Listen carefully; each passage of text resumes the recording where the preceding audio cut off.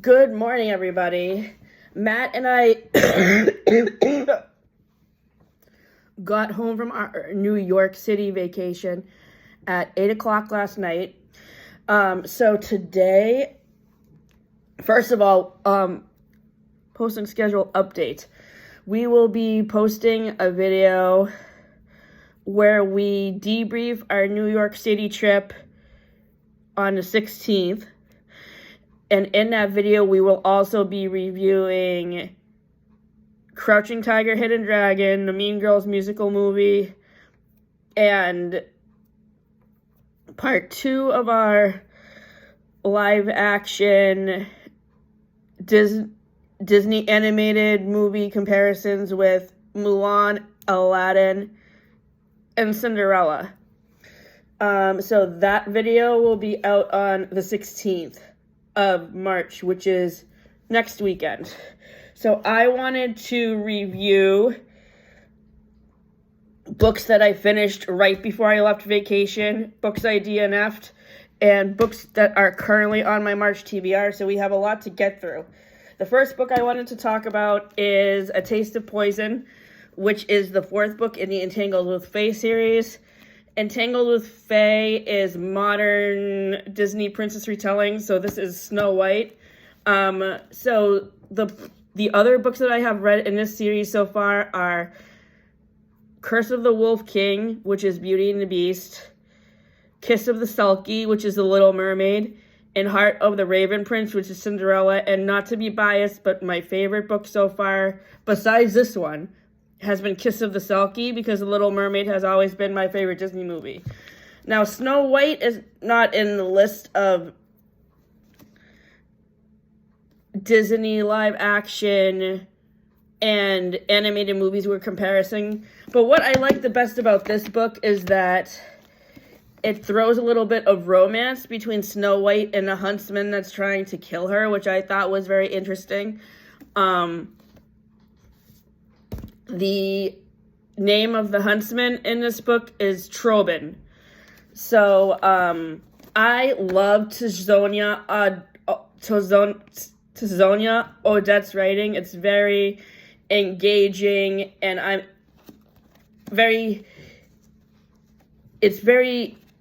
it sucks you in and keeps you engaged throughout the whole entire book. You never get bored with any of her books. So I gave this book 4 stars. I gave Kiss of the Sulky 5 stars. I gave Heart of the Raven Prince 3 stars, and Curse of the Wolf King 4 stars. The next 2 books were recommended to me from Haley Pham's Christian nonfiction video. They are Love Does and Everybody Always by Bob Goff. So I don't really read a lot of Christian books or books based on religion, but I was inspired by Haley to read these books just because I'm looking to move away from reading so many romance books. So this helped me do that, and the information in this book is really good, and I think I'm going to really incorporate some of the stuff from this book more specifically into my everyday life. So I'm going to be working on answering the discussion questions from this book later in this week. The next book is Hester by Lori Lico Albanese. So this is a historical fiction book that is set in the 1800s, and it's about a seamstress from Scotland who meets somebody named Edward, who's related to somebody from the Salem Witch Trials, and basically it's about the story that inspired The Scarlet Letter by Nathaniel Hawthorne. For those of you who have read that classic book, I have not, but now I want to, because this kind of goes into the backstory. This book kind of goes into the backstory of the main character in The Scarlet Letter, and I think his name is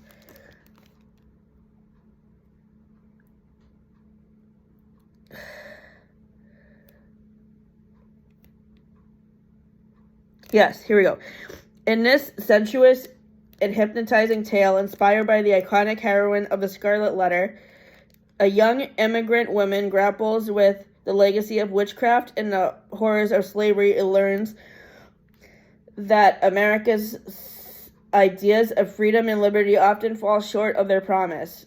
Executively imagined and meticulously researched, Hester is a timeless tale of art, ambition, and desire that explores the roots of female creative power and the men who try to shut it down.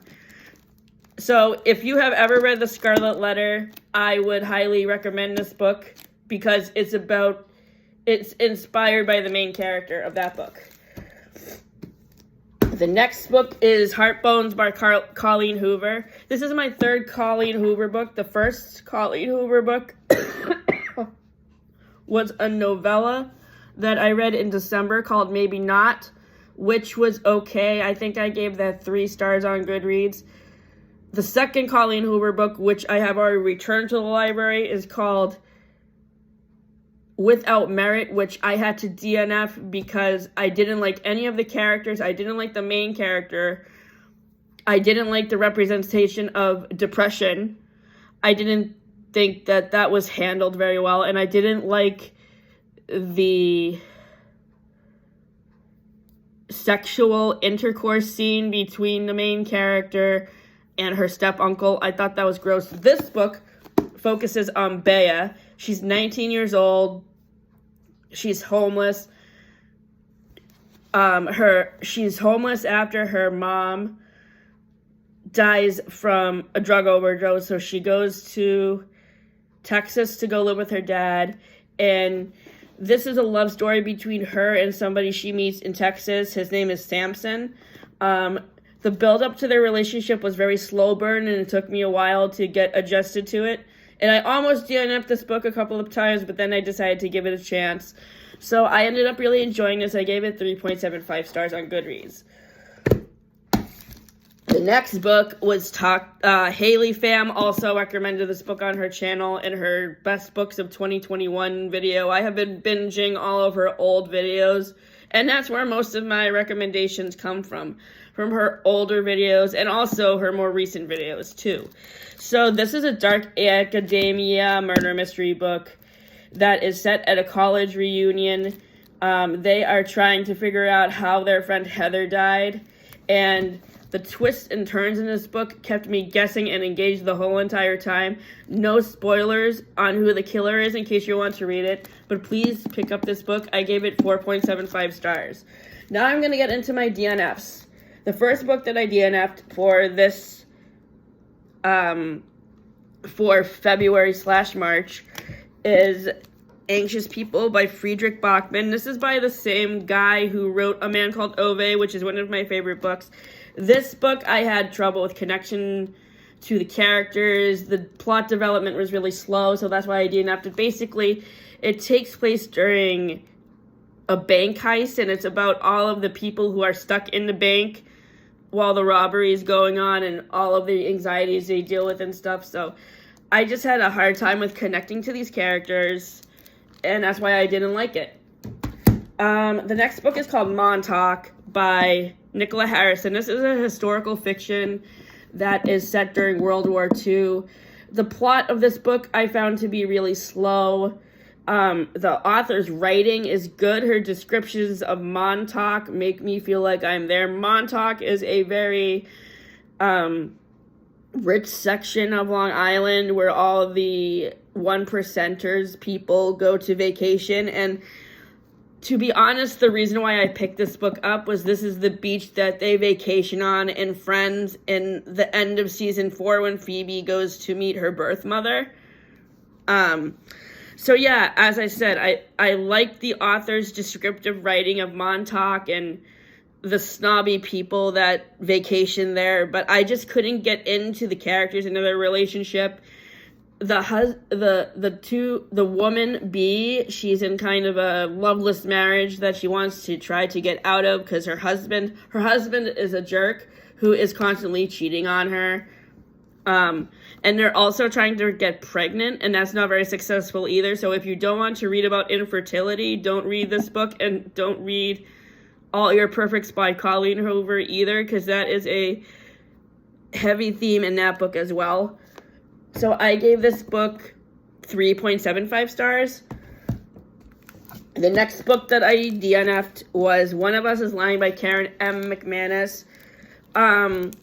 The plot in this story was way too predictable, and that's why I stopped reading it. I just couldn't get past the first like 150 to 200 pages because I thought the person who is the killer is way too easy to guess. And if you want to read this, then I'm not going to tell you who the killer is.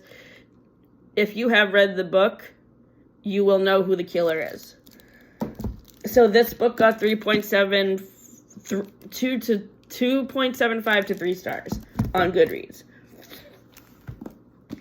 I'm kind of disappointed that I didn't end up liking this book because I was really anticipating reading it. This is Jessa Hastings' new release. For those who don't know, Jessa Hastings also wrote the Magnolia Park series, which is a series I do not plan to read because there's too much toxic behavior that makes me think of Ross and Rachel's relationship in Friends, or by comparison, Blair and Chuck in Gossip Girl, because basically people who have read this series compare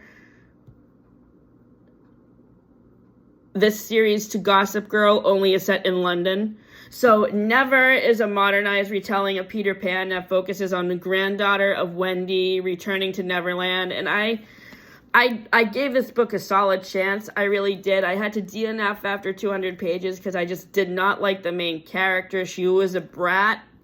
And also, like, Peter Pan is kind of over-sexualized in this book, and he tries to have sex with somebody who's underage, which is just really gross. I do love Jessa Hastings' writing, though. That is the one good thing about this book. The world building was very engaging and it sucked me in, but after 200 pages, I just had to stop. The next book is Stalking Jack the Ripper. I saw this on Rachel Catherine's February TBR and also Sarah Caroli's. So this is a historical fiction murder mystery series. In this book, it's set in London in the 1800s, and the girl in this book really wants to get away from high society life, so she goes to work at her uncle's funeral home. And I had to DNF this after 150 pages because I don't like gore, and I couldn't stomach it. But I loved Kerry Maniscalco's writing. The plot was engaging. I just couldn't handle the gore, but I think I'm going to give the rest of this series a try, and hopefully there won't be as much gore.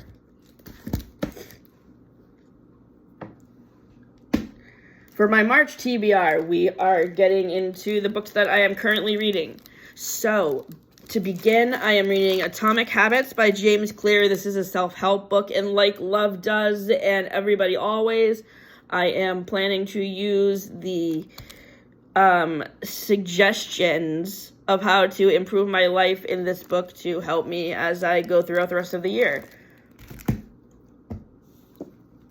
The next book is a thriller book by Lisa Jewell that is called None of This Is True. How this book starts off is two women meet each other at a restaurant where they're celebrating both their birthdays. One of them is a podcaster for true crime, and the other one is somebody who wants to be interviewed for the podcast. I'm getting to the good part of the book, and I don't want to offer any spoilers for those of you who have read it, for those of you who want to read it. For those of you who have read this book, please let me know what you think about the plot twist, because I'm just getting to the good part. The next book I'm reading is The Ballad of Songbirds and Snakes, which is the prequel novel to the Hunger Games series. So after I finish this book, I will be rereading Hunger Games and rewatching the movies. So basically, this book is like the backstory of President Snow, who's the leader of the district who runs the Hunger Games. And it's very interesting to learn a little bit more about his character, because I always wondered about him when I was reading the books and watching the movies. I haven't read the Hunger Games books since they were first released in 2012. So I am very excited to reread the rest of this series again. The next book I'm reading is called The Invisible Life of Addie LaRue, which Sarah Caroli read in January and highly recommended. I'm going to be honest, I'm having a hard time getting into this book. I love Victoria Schwab's writing. Last month I read 2 books by her, This Savage Song and Our Doc Duet, which I buddy read with my best friend Kate, and the writing in those 2 books was very engaging. The plot twists were good. It was kind of like a dystopian murder mystery type of thing related to 2 musicians, and it was really great. But this book, I am on page 115, and the plot is very slow to develop. I don't really like this main character, Addie LaRue, either. I think she is kind of dull, if I'm being honest. So I think this book will be added to the DNF pile, probably. The next book is one I am rereading. It is called The Night Circus by Erin Morgenstern. I read this book before COVID-19, so it has been like 4 years since I last read it, so I'm very excited to read it again. It's a fantasy book that is set in a circus. So this book kind of makes me think of the movie The Greatest Showman. I will read you what it is about. The circus arrives without warning. No announcements precede it. No paper notices plastered all lampposts and billboards. It is simply there when yesterday it was not. Within these nocturnal black and white striped tents awaits a utterly unique experience, a feast for the senses, where one can get lost in a maze of clouds, meander through a lush garden made of ice, stare in wonderment at the tattooed contortionist folds herself into a small glass box and becomes deliciously tipsy from the scents of caramel and cinnamon that waft through the air. Welcome to Le Cirque de Rêves. Beyond the smoke and mirrors, however, is a fierce competition is underway. A contest between 2 young illusionists, Celia and Marco, who have been trained since childhood to complete in a game to which they have been irrevocably bound by their mercurial masters. Unbeknownst to the players, this is a game which only can be left standing, and a circus is but the stage for a remarkable battle of imagination and will. As the circus travels around the world, the feats of magic gain fantastical new heights and with every step.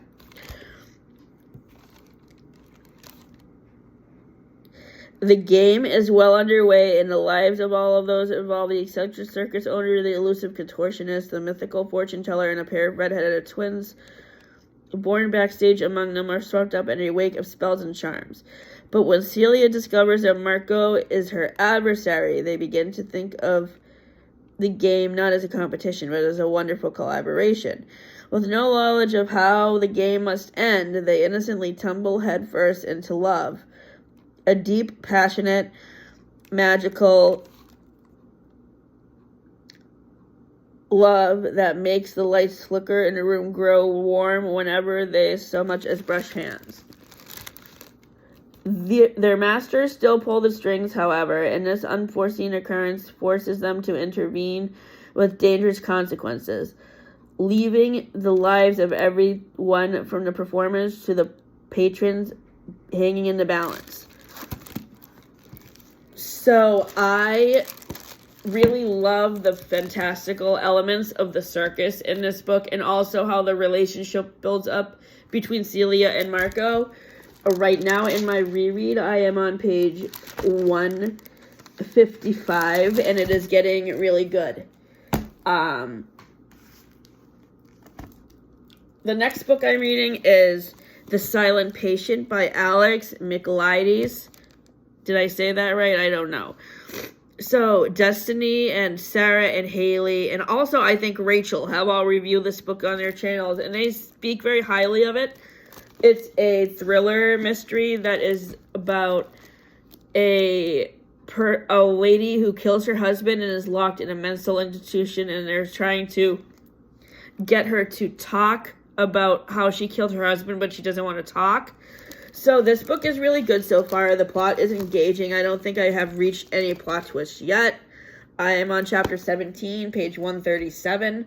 So, yes, this is where I am in my March TBR. Today or tomorrow or Thursday, I am going to the library to pick up 3 new books. The first book in the Starcatcher series, A Court of Thorns and Roses, which actually technically I already have because I bought that at the bookstore before vacation to read on my bus trip. And I am also really immersed in that magical world also.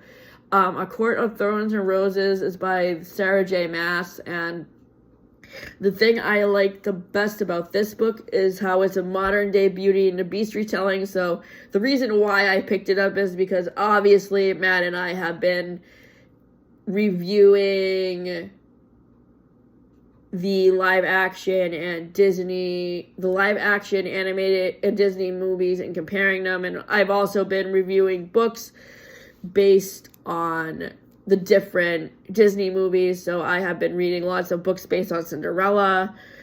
I've read a few books based on Beauty and the Beast and a few based on The Little Mermaid. So I really love Sarah J. Maas's characters and the world building, and I have gotten lost in the story. I love it. So I can't wait to read more of this series once I am done with A Court of Thorns and Roses. I'm also reading the 4th Harry Potter book right now. I don't have that. That book is in my bedroom in my side table drawer, so I don't have it with me, but I am reading it. So, yes, the other 2 books I'm getting at the library today this week are Assistant to the Villains and also, what was the other one?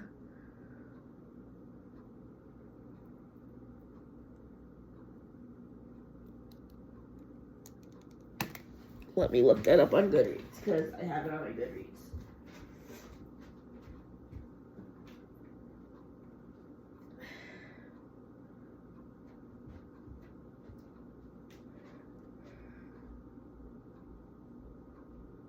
The Wishing Game. So the other book that I have that I'm picking up at the library is The Wishing Game by Meg Schaefer. This book is also on Sarah Caroli's TBR for March, so I'm excited to see what she thinks about it too. Haley and Destiny and Rachel have all also read it, and they all really liked it, so I'm really excited to read it. So thanks for tuning in. I will be back next week when Matt and I post our video on his channel about our trip to New York, and we will also have a merchandise haul along with our review of Kimberly Akimbo. I bought a few books while I was away on vacation, and I will be showing you all of those books in the video, or at least a few of them. So thanks for tuning in. Have a great day. Bye.